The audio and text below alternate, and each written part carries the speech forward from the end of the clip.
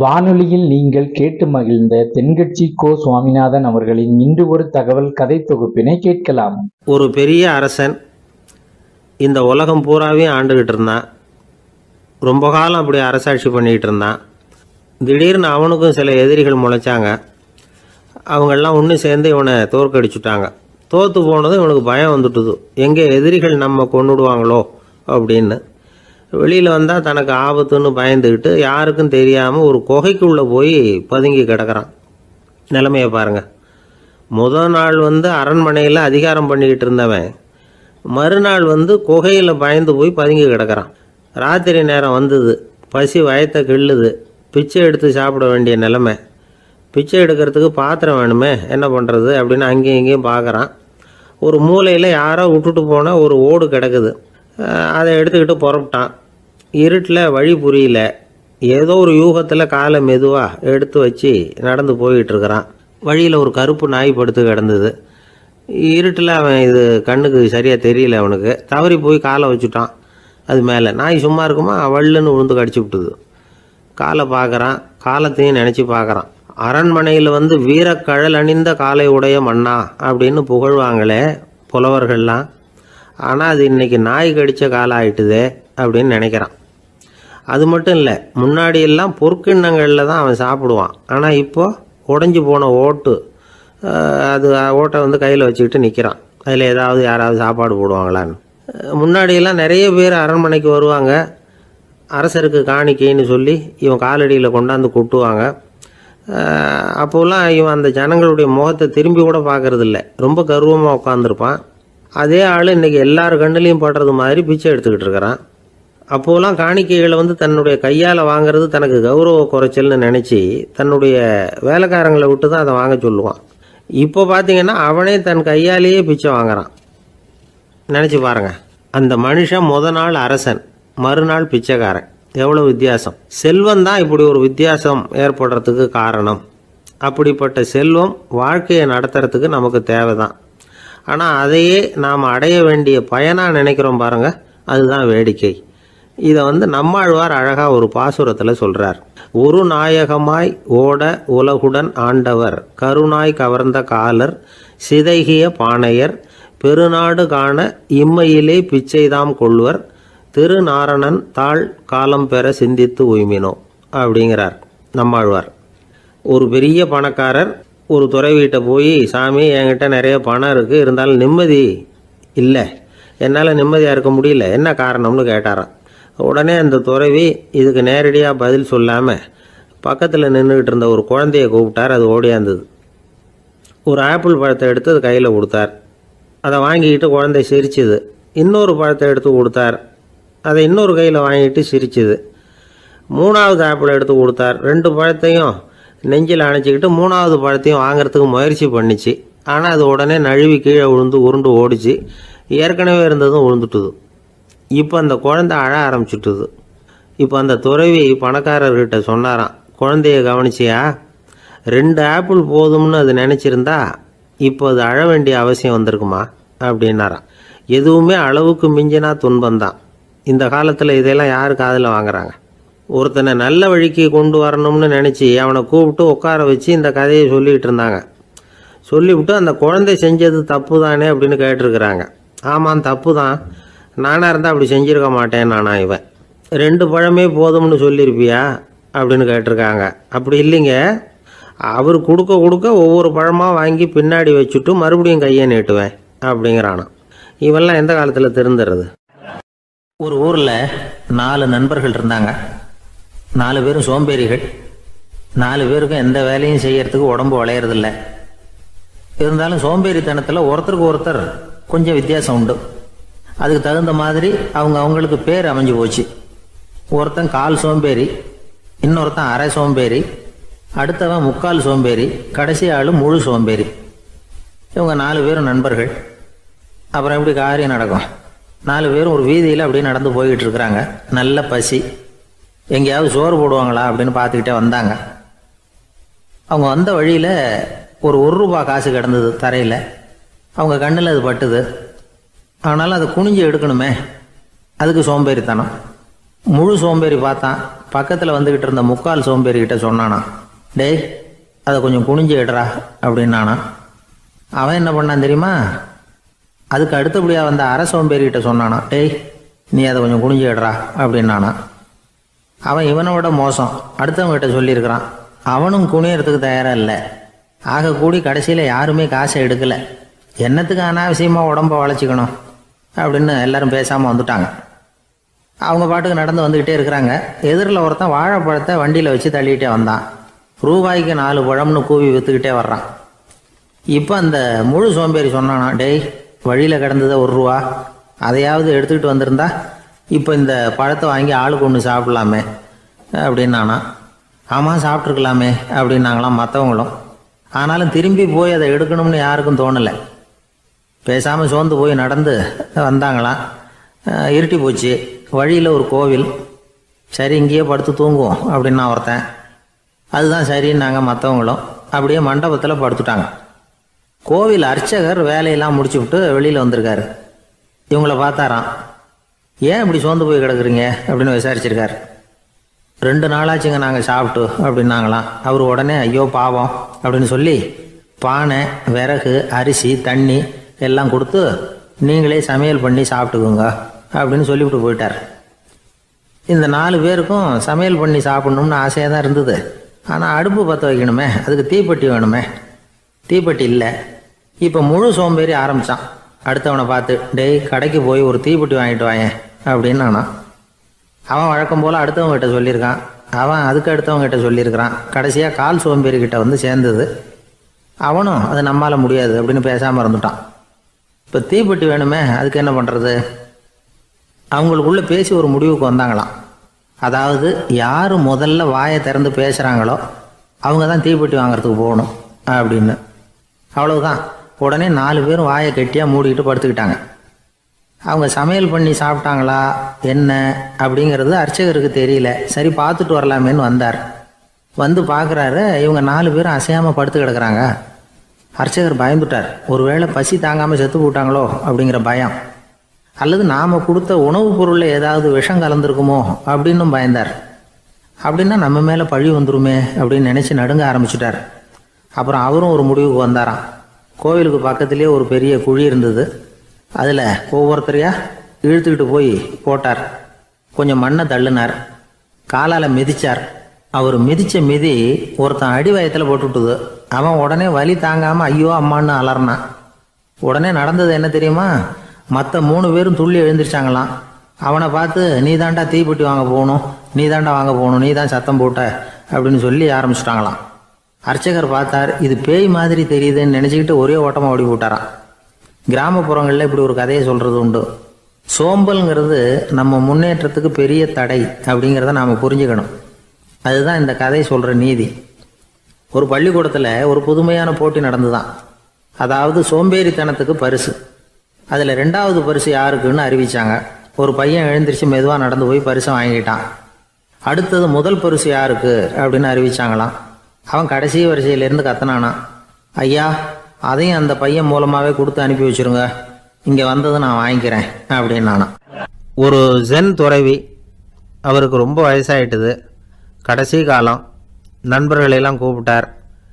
நண்பர்களே, நான் வித்தியாசமான முறையில் சாகணும்னு ஆசைப்படுறேன், அதுக்கு ஏதாவது யோசனை சொல்லுங்களேன் அப்படின்னு கேட்டாராம்.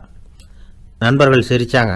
என்ன பேச்சு பேசுகிறீங்க, சாவறதுங்கிறது என்ன விளையாட்டுத்தனமான காரியமா அப்படின்னு கேட்டிருக்காங்க.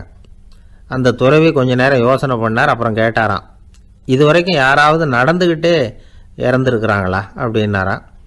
எல்லாரும் இல்லைன்னாங்களாம். ஒருத்தர் மட்டும் சொல்லியிருக்கார், அப்படியும் ஒருத்தர் இறந்துருக்கிறதாக ஒரு கதையில் படிச்சிருக்கிறேன், ஒரு ஞானியால் தான் அப்படியெல்லாம் செய்ய முடியும் அப்படின்னு அவர் சொன்னாராம்.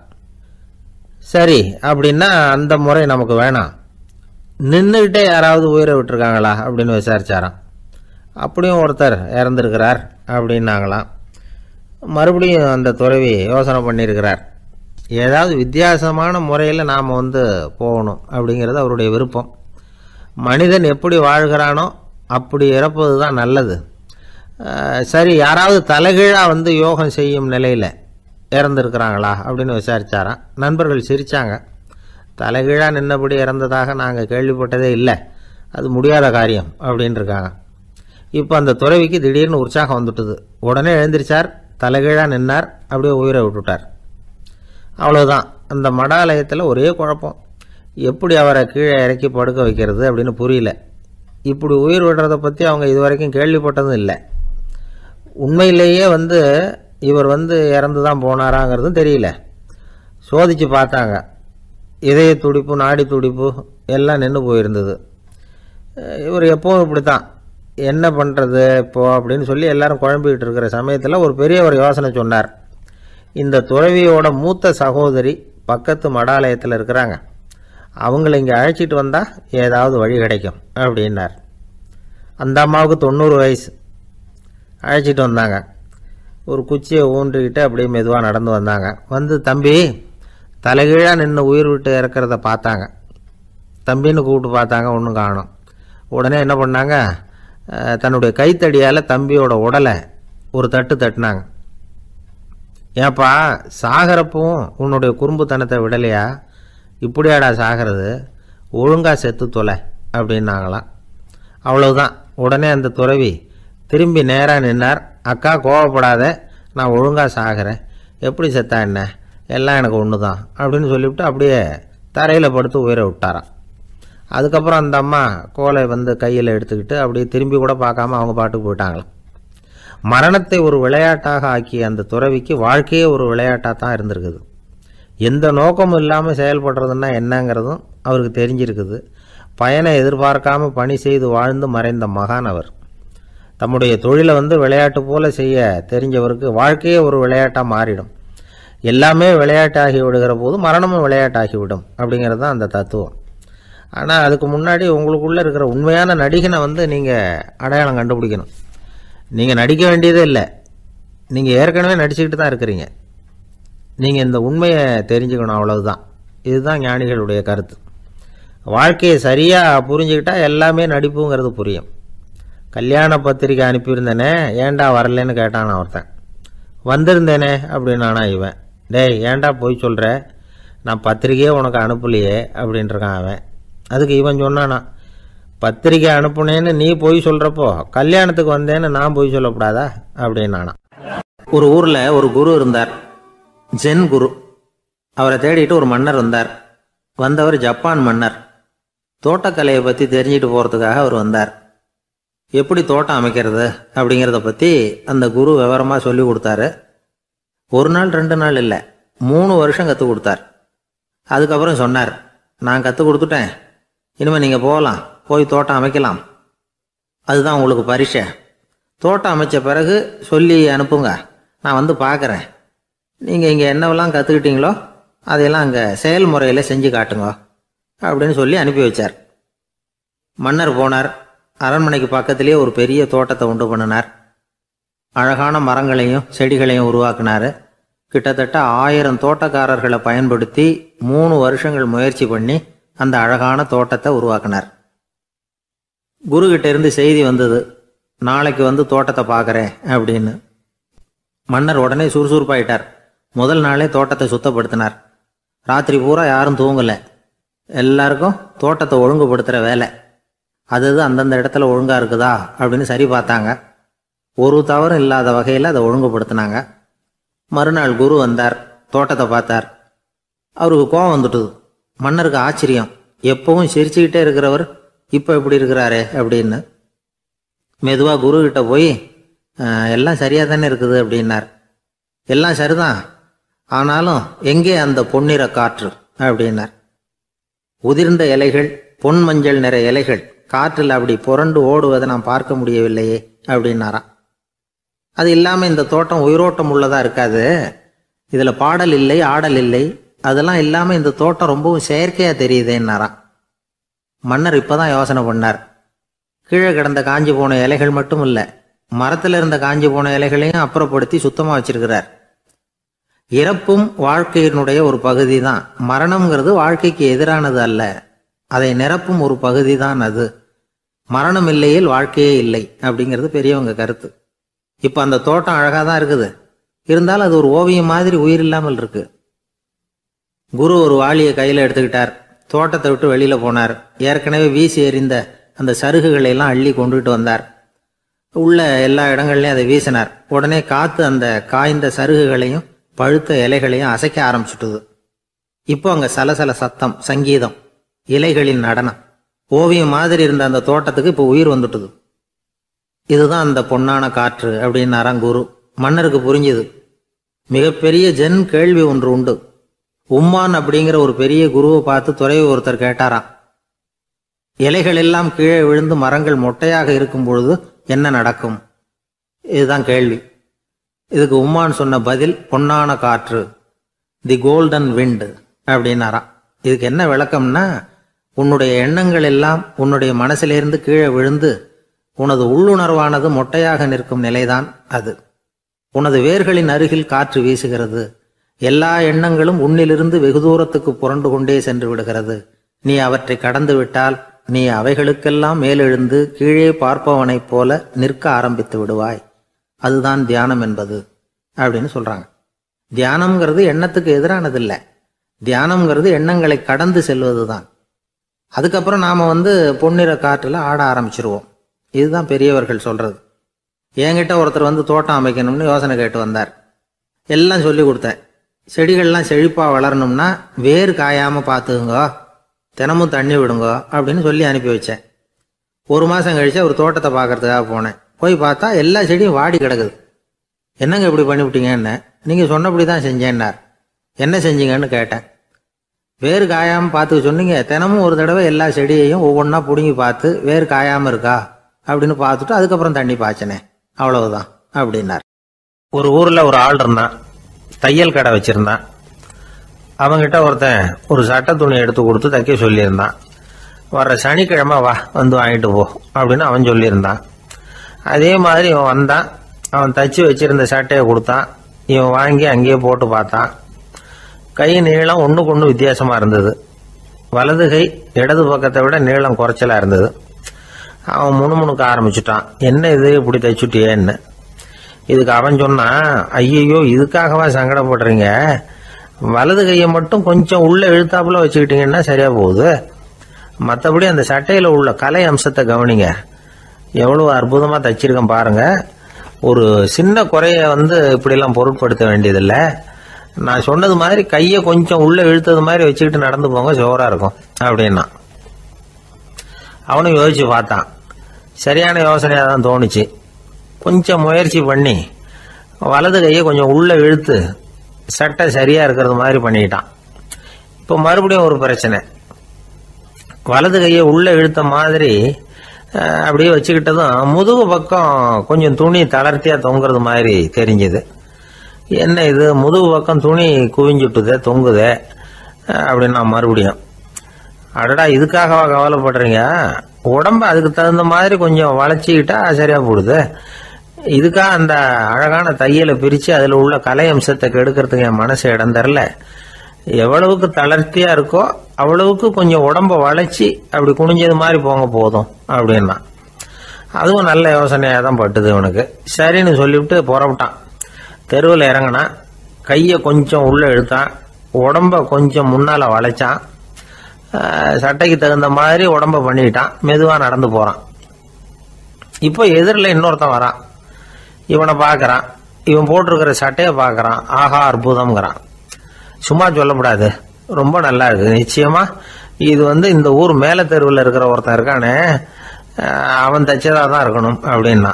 இதை கேட்டதான் அவனுக்கு ஆச்சரியம். எப்படி அவ்வளவு கரெக்டா கண்டுபிடிச்சிங்க அப்படின்னு கேட்டிருக்கான்.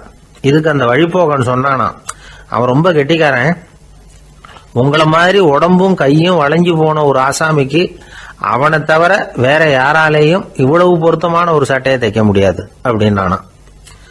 பாருங்க, அவனுக்காக இவன் அனுசரிக்க போய் இவனோட நிலைமை எப்படி ஆயிடுது பாருங்க. இதே மாதிரி தான் சில சடங்குகளும் சம்பிரதாயங்களும் நம்மளை கோமாளி ஆக்கி விட்டுரும். எதுவா இருந்தாலும் அதுல அறிவுபூர்வமான அணுகுமுறை அவசியம். ஒரு நர்ஸ் அவசரமா ஓடி டாக்டர் கிட்ட சொல்லிச்சான், டாக்டர் ஒரு தப்பு நடந்து போச்சு. 10ஆம் நம்பர் பெட்ல இருக்கிற பேஷண்ட்டுக்கு காலில் ஆபரேஷன் பண்றதுக்கு பதிலாக கையில் ஆபரேஷன் பண்ணி விட்டீங்க. கை ஆபரேஷன் பண்ணிக்க வேண்டிய ஆள் 7ஆம் நம்பர் பெட்ல இருக்கார் அப்படின்னு தான். அதுக்கு இவர் பதட்டப்படாம சொன்னாராம், பரவாயில்ல, இவரை தூக்கி 7ஆம் நம்பர் பெட்டில் போட்டுரு அப்படின்னாராம். ஒரு ஊரில் ஒரு ராஜா இருந்தார். அவர் ஒரு பூனை வளர்த்தார். ரொம்ப செல்லமாக அவர் அந்த பூனையை வளர்த்தார். அவர் என்ன பண்ணுவார் தெரியுமா? இரவு நேரத்தில் அந்த பூனையோட தலையில் ஒரு விளக்கை வச்சுருவார். அந்த பூனை ரொம்ப ஜாக்கிரதையாக அந்த விளக்கு கீழே விழுந்துடாமல் பார்த்துக்கும். தலையை ஆட்டாமல் ரொம்ப நிதானமாக ராஜா பின்னாடி நடந்து போய்கிட்டே இருக்கும். அந்த விளக்கு வெளிச்சத்தில் எல்லா வேலைகளையும் செஞ்சுருவார். கையில் ஒரு விளக்கை தனியாக எடுத்துகிட்டு போக வேண்டிய அவசியமே இல்லை.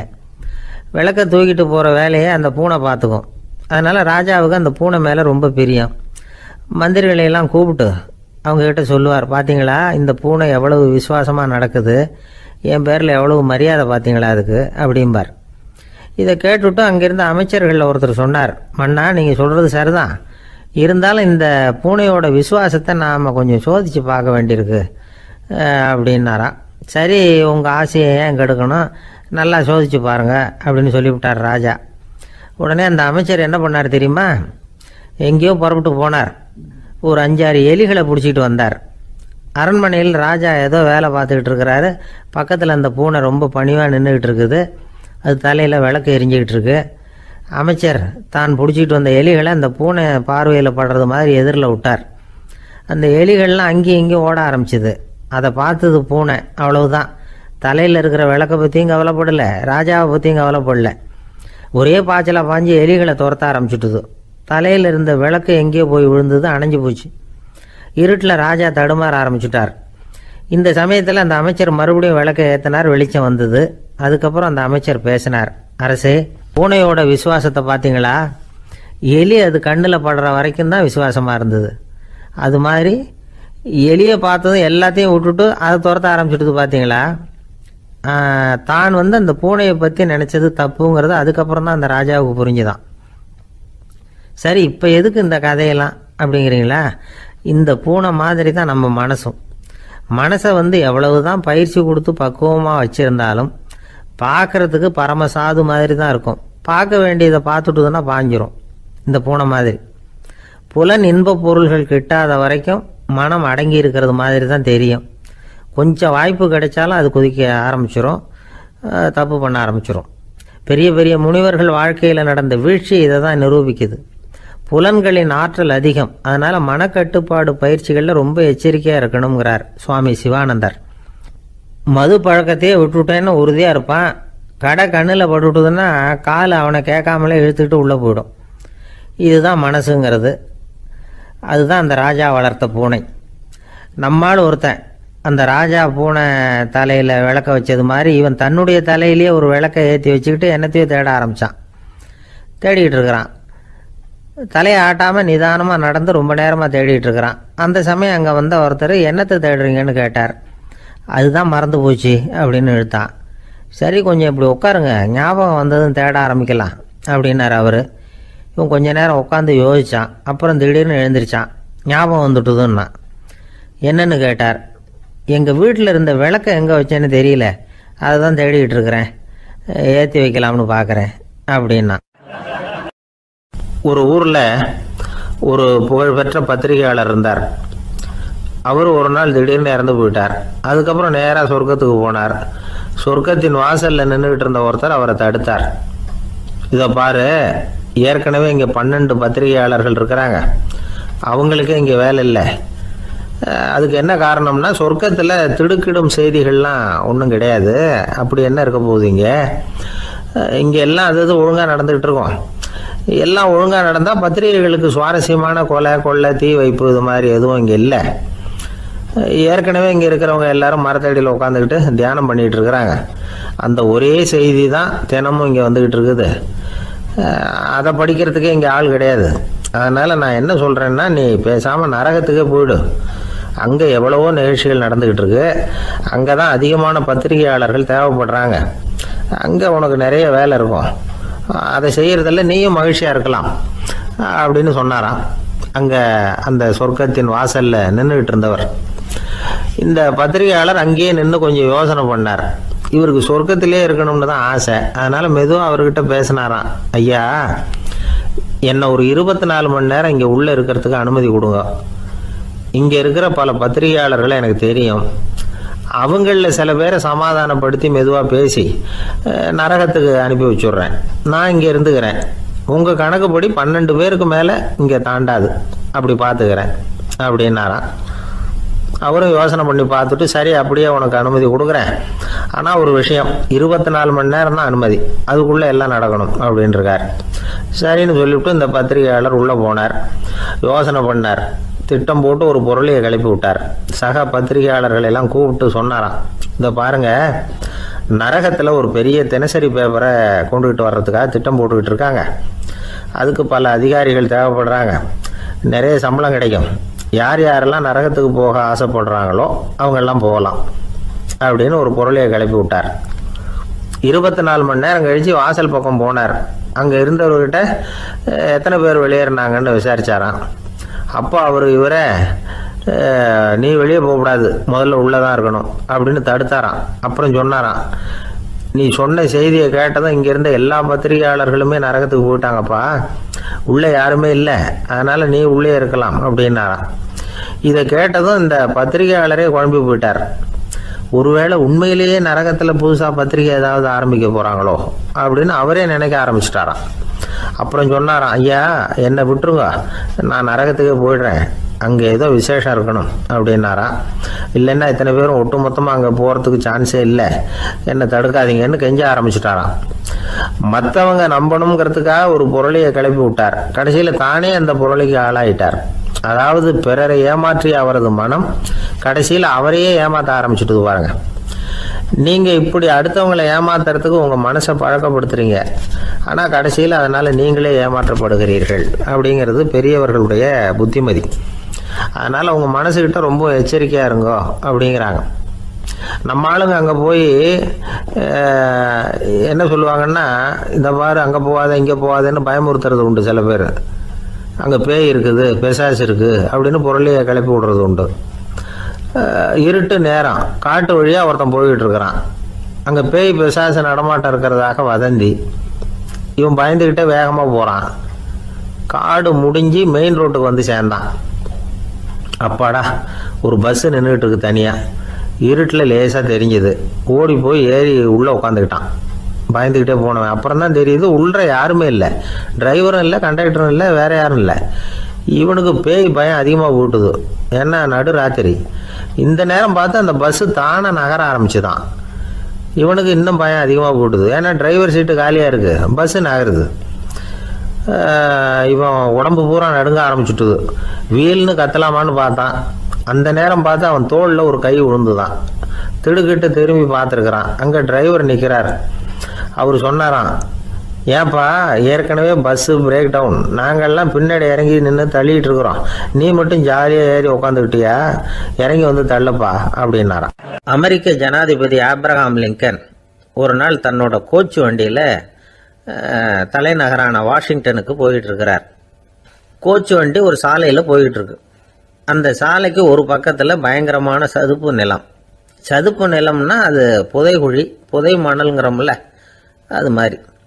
அந்த சதுப்பு நிலத்தில் யாராவது மாட்டிக்கிட்டா அவ்வளோதான், ஆளை கொஞ்சம் கொஞ்சமாக உள்ள அமுக்கிவிடும், தப்பிச்சு கரையேறது கஷ்டம்.